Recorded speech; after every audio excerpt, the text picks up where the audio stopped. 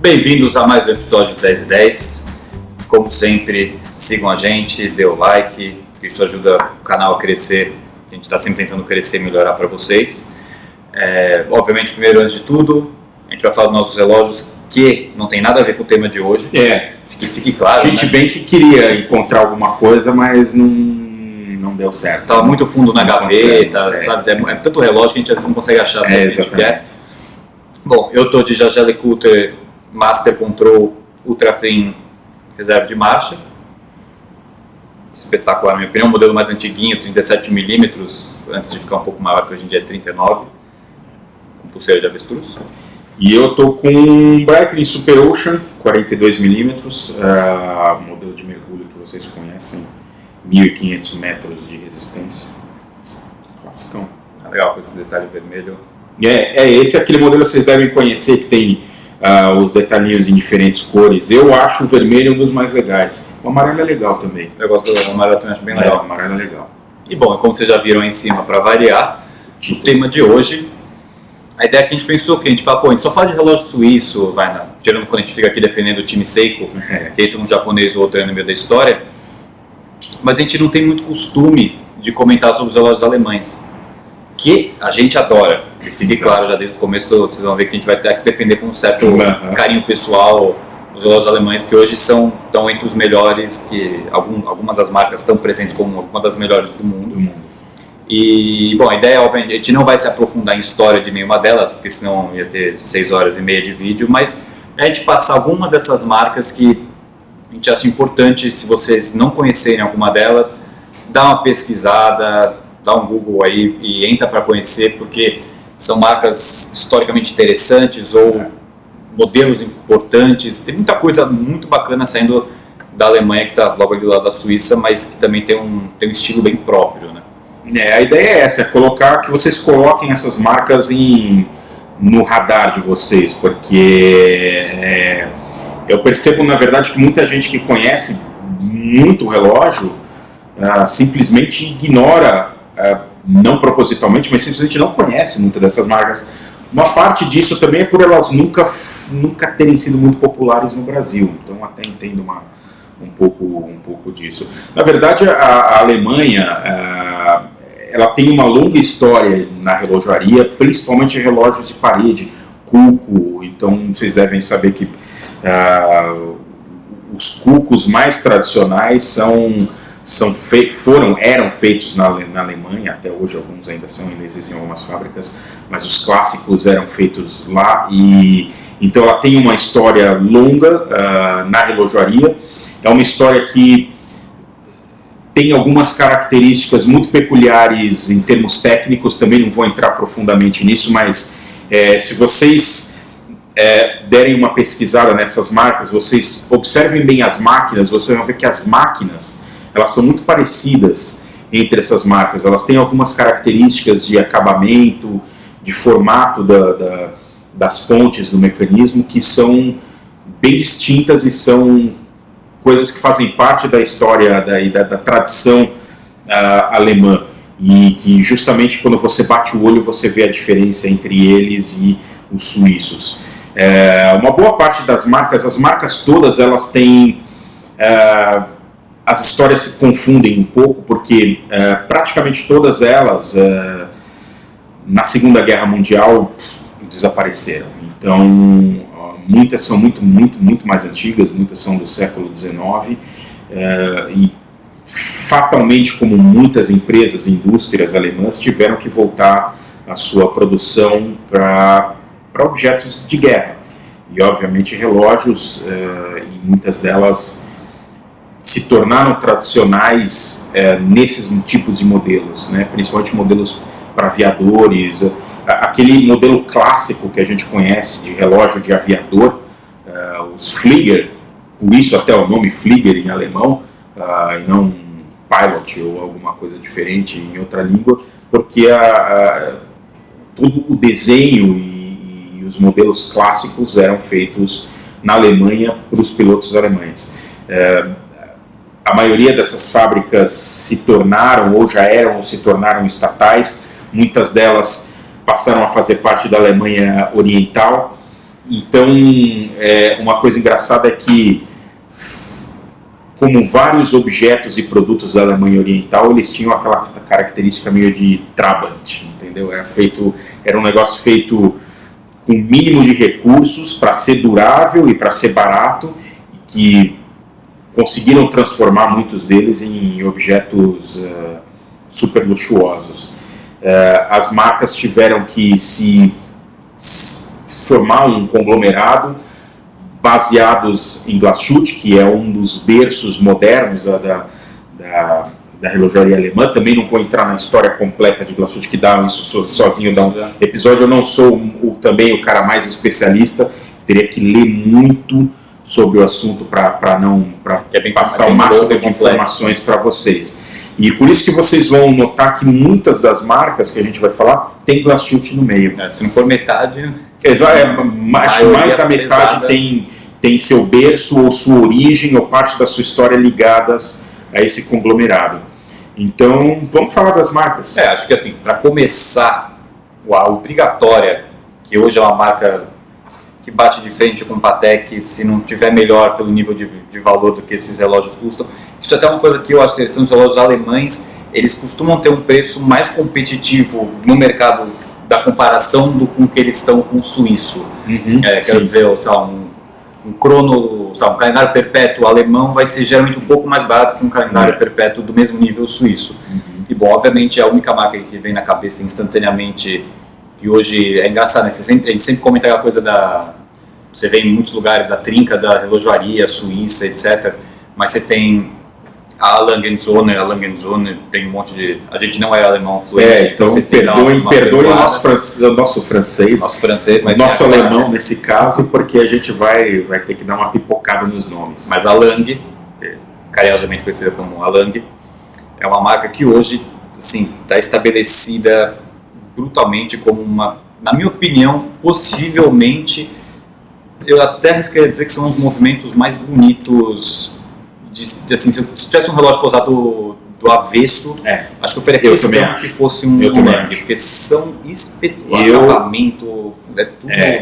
São um dos relógios mais finos do mundo, especialmente se você considerar que são feitos em escala industrial, não é um relojoeiro independente. Tirando essa classificação de relojoeiros independentes, uma das marcas que faz os relógios mais finos do mundo é a Lange & Söhne. E eu, esteticamente, prefiro. Hoje, se você falar para mim, aliás, há vários anos, eu particularmente, se perguntarem para mim, você escolheria na famosa trinca Patek, Vacheron, Jaeger, Audemars Piguet, talvez também, essa trinca que virou uma quadra, mas ela é discutível. Eu quase que trocaria todos eles por um Lange & Söhne, e ainda eu prefiro eles. Eu vejo o próprio Lange 1, para mim, acho um dos relógios com um mostrador mais equilibrado que existe. Eu lembro a primeira vez que eu vi eu não conhecia a marca, eu vi uma vez na Suíça, na vitrine, eu olhei e falei, meu Deus, que relógio... não vou falar perfeito, porque pode ser a palavra, pode ser levada para o lado errado, mas era equilibrado, tamanho, tudo. Eu acho um dos relógios mais bonitos à venda hoje. É um relógio que, se eu pudesse, eu ia amanhã comprar um Lange 1, um Grand Lange 1, qual fosse, mas eu acho simplesmente os relógios mais bonitos e bons. Aí você entra para os modelos mais complexos, como tem o Zeitwerk, que é um mais atual, que mostra a hora digitalmente, né? Você vê os números escritos, não é por ponteiros, que é um relógio que eu acho também espetacular. Os 1815, os cronos, da Datograph, a linha deles e toda vez que você for ver faça a questão de ver a parte de trás, porque... Olha o mecanismo, porque é simplesmente um espetáculo, é um nível de capricho em todos os detalhes, na frente também os ponteiros e índices do mostrador, tudo. Acabamento de caixa, óbvio, tudo. É um negócio simplesmente espetacular, então acredito que a maioria de vocês já devem conhecer, mas procurem conhecer mais. Exato. E quem não conhece, dá um Google, termina o vídeo já vai procurar porque você vai ficar. Mas são relógios caros, tá? Um Saxonia mais barato, acho que hoje que são os de ouro, vai estar na casa de uns 16 mil dólares, se eu não me engano. É alta relojaria. Mas é alta relojaria, exatamente. Você está num nível, como eu estava falando aqui, é nível patético. É nível patético. Usar esse selo de referência. Referência, esse standard, né?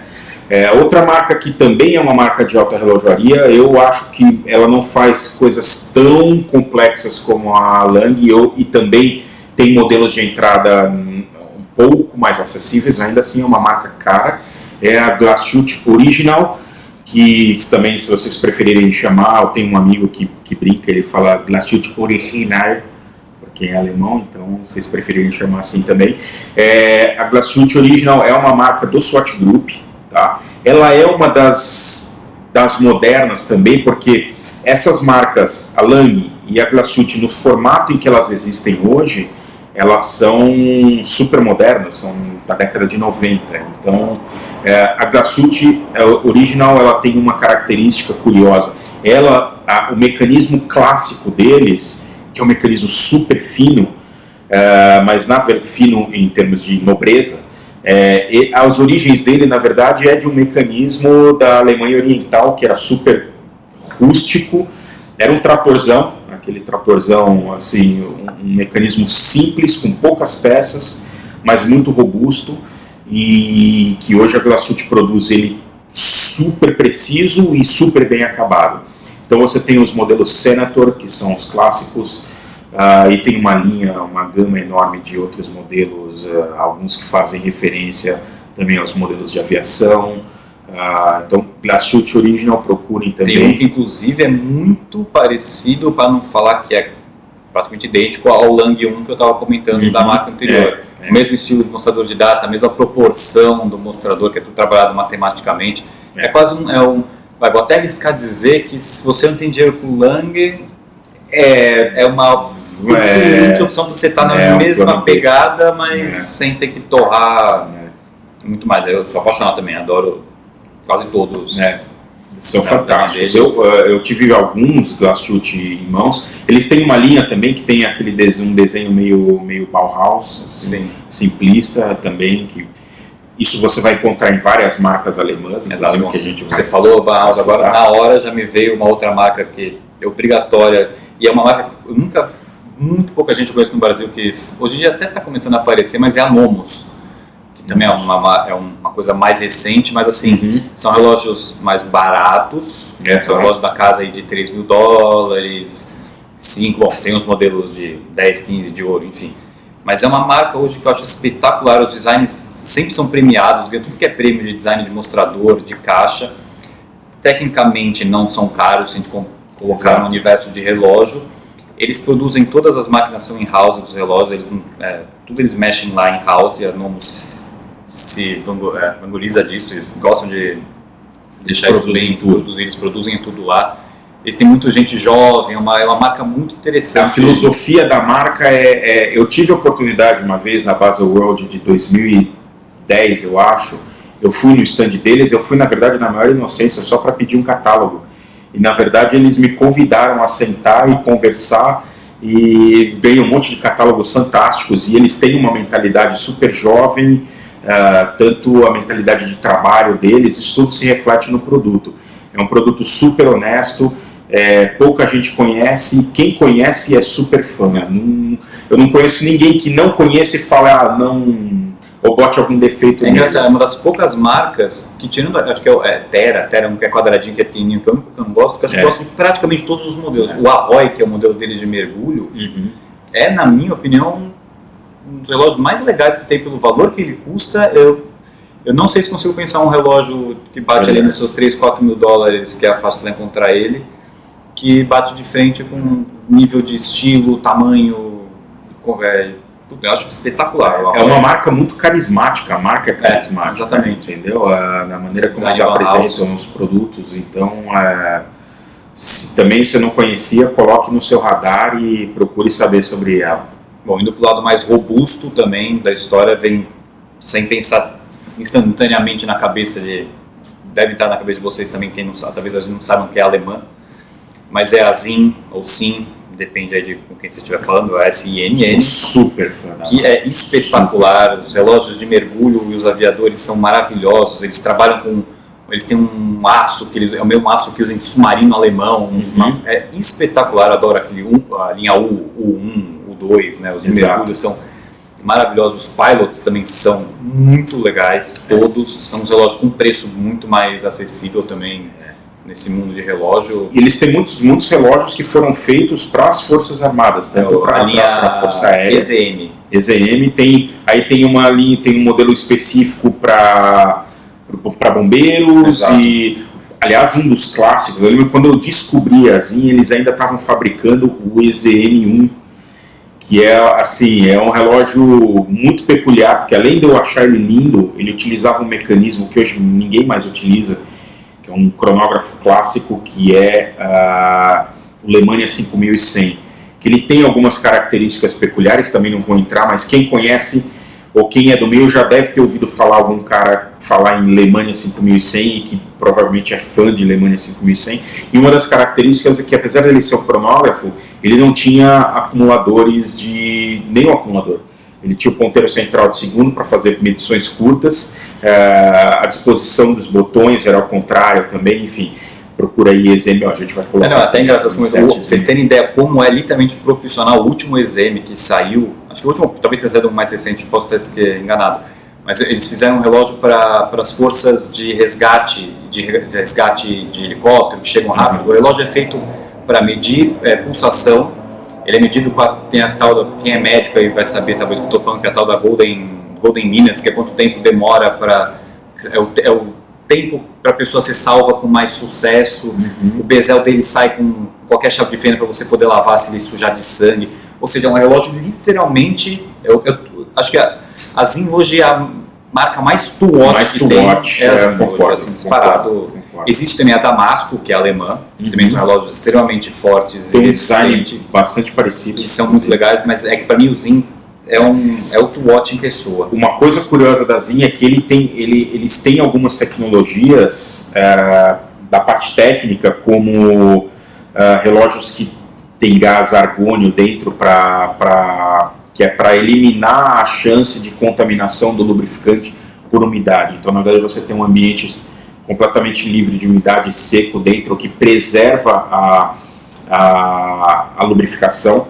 Ela tem um pequeno indicador, uma pequena bolinha do lado de fora da caixa que você consegue ver se ele saturou de umidade ou não, e aí você tem que mandar para uma... Tem uma R escrito também no mostrador. Exatamente. Tem a linha do UX também, que eles são cheios de óleo. Exatamente, dentro do mostrador. É uma marca para ser resistente à água. Muito legal. Então tem materiais, eles foram uma das primeiras marcas a utilizar um tratamento anti-risco na caixa, o Duratect, não me lembro se esse é o nome. Eles têm um nome, acho que o Duratect é da Citizen, desculpa aí que eu misturei as coisas, mas eles foram a primeira marca que eu me lembro a utilizar um revestimento que fazia com que o relógio de aço tivesse uma resistência a riscos muito maior, tecnologias com lubrificantes diferentes ou sem lubrificação, ou lubrificantes próprios para resistirem a temperaturas abaixo de zero. Exato, muitos dos ZINs vão até menos 40, se você olhar no catálogo. É coisa que eu nunca vi marca suíça ir atrás ou tentar desenvolver. É simplesmente incrível. Eu falei até demais, porque você viu que a gente é fã. Exatamente, essa marca vamos mudar, senão a gente vai continuar falando dela. O que mais? Vamos falar, desconhecido, que vocês nunca ouviram falar. Eu vou arriscar, hein? Porque acho que talvez 2% do canal já vou falar.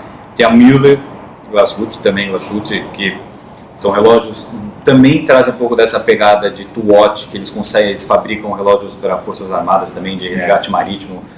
Modelos muito legais. A Müller é uma marca um pouco mais ligada com marinha, né? Com marinha, exatamente. Com relógios de navegação, relógios de mergulho, eles têm alguns modelos de mergulho lindos. E não são caros, porque eles não têm um apelo comercial muito forte. É uma super dica aí, dica de insider nossa aqui. Se quiser um relógio legal alemão, que você não vai pagar caro, e você vai ter um baita de um relógio bacana, vai na Müller, que é... E eles não são engraçados porque eles não são vendidos como produtos de luxo, né? É interessante. Outra marca legal... Por sinal. É difícil de achar, praticamente vai ser na Alemanha. Você vai ter que eu sei uma viajar pessoa pra lá. que vende nos Estados Unidos. Deve ter um revendedor, deve ter um revendedor no Japão, um revendedor em Hong Kong e um... Que deve vender um relógio por ano, porque ninguém conhece lá. Outra marca legal também é a Vemp. A Vemp também é uma marca que tem ligação. A Vemp tem uma história interessante porque ela tem ligação tanto com cronômetros de marinha. Eu tenho um Vemp em casa, que é um cronômetro de marinha, é quartz, mas é um cronômetro de marinha. Eu vou colocar um insert aqui para vocês verem. É um relógio super preciso, ele funciona a 4.2 MHz, que nem o Omega Marine Chronometer. Então ele tem certificação de cronômetro marítimo e ele é certificado pela própria Vemp, porque a Vemp tem ela é dona, já há vários anos, ela é dona de um observatório astronômico que faz testes de relógios. Ela, inclusive, é quem certifica, quem pode certificar dentro da Alemanha relógios, tanto relógios dentro da norma ISO, que é igual à norma COSC, então a Vemp pode certificar cronômetros dentro da norma e cronômetros de marinha também. Então, provavelmente a gente vai colocar um insertzinho aqui também do Observatório Astronômico que hoje pertence à Vemp. Então é uma marca legal, tem uma cara alemã clássica e também não são vendidos como relógios de luxo. Bom, uma marca que eu vou só citar 3 segundos porque pode causar uma discórdia aí, é a Montblanc, que tecnicamente é uma marca alemã, mas faz seus relógios na Suíça. Então só para a gente deixar essa menção aí, mas é uma marca alemã, mas os relógios são suíços. Então você tem esse probleminha. Então a gente não vamos estender para ninguém jogar a gente mal. Senão vai dar um episódio inteiro. Uma marca também que existem na verdade outras marcas menos conhecidas e menos populares e que também mudaram de mão muitas vezes. Uma delas é a Junghans, que também é uma clássica fabricante. A Junghans ela também é uma marca da década, é uma fábrica do século XIX, que fabricava relógios de parede, relógios de mesa. Ela ficou um pouco mais famosa, acho que até mundialmente, na década de 50 e 60, porque ela tem fazia relógios com bem design Bauhaus também. O Max Bill. O Max Bill, exatamente. Que é um dos alunos da escola Bauhaus. Eu tenho um Junghans, que é de mesa, ele parou de funcionar. Mas ele é uma máquina elétrica, não é nem quartz. Ele é elétrico, ele funcionava com uma traquitana lá, como ele tinha umas pecinhas de plástico, ele parou de funcionar, não consegui mais dar jeito nele. Mas um formatinho assim, uma caixinha de alumínio assim, e ele vira de posição, um mostrador totalmente Bauhaus, muito legal. Mas é uma marca que mudou um pouco de mão, meio recente, então você vai achar ao longo dos últimos 15 anos produtos meio diferentes. Uma outra marca que também parece muito com a Zin, e que produziu durante muito tempo relógios para a Força Aérea Alemã é a Tutima. A origem da Tutima também a Tutima ela é mais ligada a relógios para a Força Aérea, relógios de piloto, então inclusive relógios clássicos que foram fornecidos para os pilotos na Segunda Guerra Mundial eram Tutima. Existe uma máquina clássica que um calibre que chama-se Urofa, que era o que equipava os relógios, os cronos militares. Acho que eu falei um pouco deles naquele nosso episódio. A gente falou nas lives, fala bastante disso nas lives do Instagram, que por sinal quem não segue a gente no Instagram, fica a dica. E eu acho que eu falei isso em algum episódio, se eu não me falo a memória, onde a gente falou sobre coleções específicas e eu falei sobre relógios militares, ou foi um vídeo de militares. De cara que coleciona, e eu falei desse mecanismo porque ele é parte integral da história da relojaria alemã. E uma coisa legal, além de ter modelos lindos, a Tutima, voltados cronógrafos, voltados para aviação, ela recentemente começou a fazer alguns relógios um pouco mais clássicos, com um apelo mais social e com máquinas próprias, com aquele estilo alemão, que é tecnicamente, voltando àquilo que eu falei no começo, se vocês observarem as máquinas, vocês vão ver que algumas características são peculiares. O acabamento das máquinas normalmente não é muito brilhante, eles usam um acabamento que a gente chama de frosted. ele parece congelado. Você imagina um copo de água com água gelada que fica aquele embaçado do lado de fora. Esse acabamento, que é um acabamento meio jateado, meio martelado, bem opaco.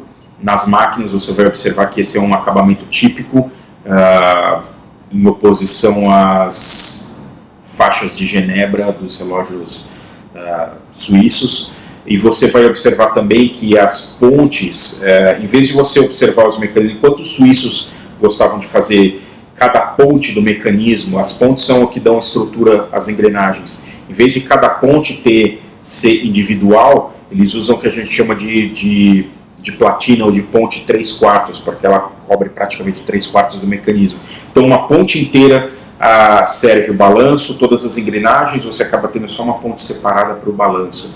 Então tambor, todas as rodas e tudo mais ficam presas sobre uma ponte só. Então essa é uma característica, e a Tutima tem uma linha moderna que tem poucos anos no mercado, acho que nem 2 ou 3, que tem esse apelo, e é mais um relógio que começa a entrar naquela tradição que é seguida pela Glashütte, Original e a Lange, mas com preço super acessível. Se não me engano também eles ficam na faixa ou abaixo de $3.000. Eu não tinha nem lembrado da Tutima. São relógios espetaculares, coloquem no radar de vocês. E aí, terminou de assistir o vídeo, dá um Google nisso tudo aí que vocês vão ter algumas horas de boa diversão. Diversão de catálogo. Uma última aí que mereça um comentário, que a gente esqueceu? Acho que não. Bom, acho que a gente descobriu aí, talvez tenha esquecido uma outra que vocês vão lembrar a gente no comentário, vocês vão saber também. Aí. Mas acho que com essa a gente dá uma... A ideia desse vídeo é o quê? Abrir um pouco desse lado que não existe até um preconceito que a gente acha que relógio bacana é só relógio suíço. Você vê muita gente falando, mas meu relógio é suíço. Cara, às vezes seu relógio pode ser alemão, pode ser muito melhor. Exatamente. Então é legal, vale muito a pena se dedicar um pouquinho a dar uma estudada, dar uma pesquisada nessas marcas, que todas elas, se você entrar para o lado histórico, vão ter coisas muito interessantes, a maioria delas, algumas são mais recentes. Mas vale a pesquisa, então fica a dica aí que relógio alemão, se não está no seu radar, é para estar em todos os níveis, desde o Two-Watch ao alta relojoaria. E, obviamente, se não conhece, dá uma pesquisada, porque não vão perder tempo com isso. Né? Tem lição de casa para hoje. Obrigado de novo pela paciência de aguentar tudo isso. Até o próximo. Um abraço.